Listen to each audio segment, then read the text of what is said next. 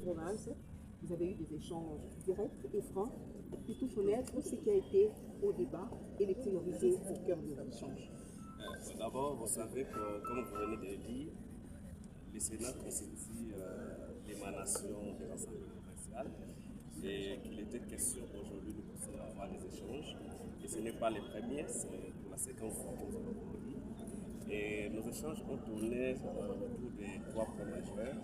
Le premier, c'est que la conférence des présidents va organiser une session extraordinaire du 6 au 10 juillet de cette année et que le président du Sénat est l'un des panélistes qui devrait intervenir.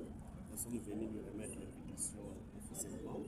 Deuxièmement, nous avons pensé que les assemblées provinciales ont beaucoup de problèmes et que le Sénat qui nous représente au niveau national devait s'imprégner, entre autres, le dossier concernant les arriérés de salaire, des émoluments des assemblées provinciales, mais aussi la relation qui existe entre les ministères de l'Intérieur et les assemblées provinciales. Vous allez vous rendre compte que chaque semaine, au moins, on a un message officiel du ministère de l'Intérieur. Et pourtant, les assemblées provinciales sont régies par la Constitution qui reconnaît l'autonomie de gestion et administrative des provinces. Et par conséquent, cette corrélation entre le ministère de l'Intérieur et les assemblées provinciales devait être éclairée.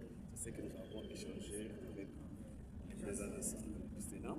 Et aussi, nous avons abordé la question. Vous savez qu'aujourd'hui, il s'agit de la révision ou le changement de la Constitution. Les assemblées provinciales constituent 780 députés provinciaux. Sinon, l'Assemblée nationale et le Sénat réunis, mais toujours les assemblées provinciales sont beaucoup plus nombreuses.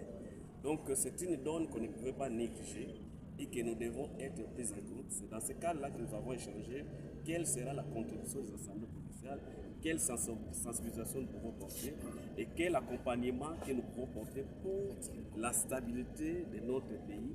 Et surtout, nous n'avons pas oublié la guerre qui sévit dans l'Est de notre pays et aussi comment accompagner le chef d'État dans sa vision, dans ses orientations. Un message pour la population de votre province.